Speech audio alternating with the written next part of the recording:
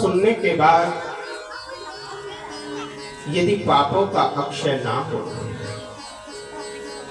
कथा सुनने के बाद यदि जीवन में जागृति ना हो, कथा सुनने के बाद यदि सरलता ना हो, तो ऐसे कथा सुनने का कोई लाभ नहीं होता। कथा सुनने के बाद ज्ञान जगे, वैराग्य जगे, भक्ति का प्रवाह हो जाए तो कथा सुनना सार्थक हो जाता है। जीवन में याद रखें, भक्ति तो जीवन को दिव्यता की ओर लेकर चली जाती है, और जो भक्ति करते हैं उनको सबसे पहले अपने जीवन में शमन करना पड़ता है, त्याग करना पड़ता है। त्याग करें तो किस चीज का? त्याग किस चीज का करना चाहिए?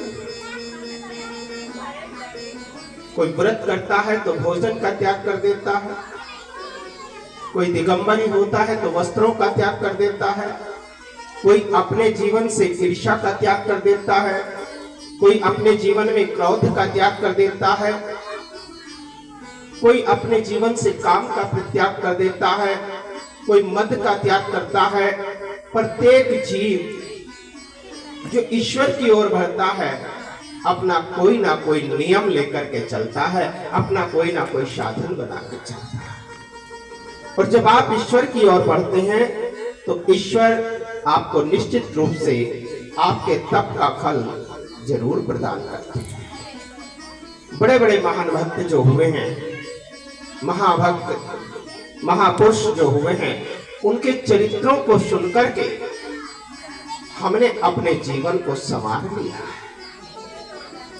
जीवन में याद रखें, हनुमान जी का चरित्र, भक्तराज प्रहलाद का चरित्र, ध्रुव जी का चरित्र, भरत जी का चरित्र, किसी भी चरित्र को आप लीजिए तो उससे कुछ ना कुछ आपको अपने जीवन में सीखने को मिलता है।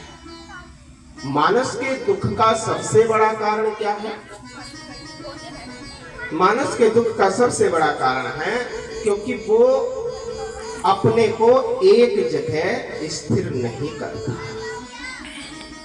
मानस प्रतिपल बदलता रहता है, प्रतिक्षण उसका प्रेम पात्र बदलता रहता है। जब जब उसका प्रेम पात्र बदलता है तब तब वो दुख पाता है। मानस अपने अनुकूल जो चाहता है, जब उसे वो नहीं मिलता तो वो उसमें दुख महसूस करता है। आप विचार करें कि मुझे आज 500 रुपए मिलने चाहिए, लेकिन आपको नहीं मिल पाए तो क्या करेंगे? आप दुखी हो जाएंगे। अगर आप 500 से 1000 मिल गए तो आप आनंदित हो जाएंगे। तो मानस के सुख और दुख का कारण कौन है? आत्मा नहीं है।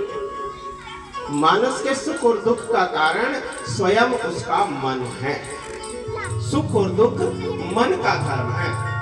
मन के हारे हार है, सो मन के जीते जीत। भगवंत श्री कहते हैं कि मानव को अपना प्रेम पात्र हर क्षण बदलता रहता है, इसीलिए वह दुखी रहता है। यही उसके दुख का विशिष्ट कारण होता है। जीवन में याद रखें कि संतोष सबसे बड़ा धन है। कहा भी है कि गोधन गज धन बाज धन और रतन धन खान, जब आवे संतोष धन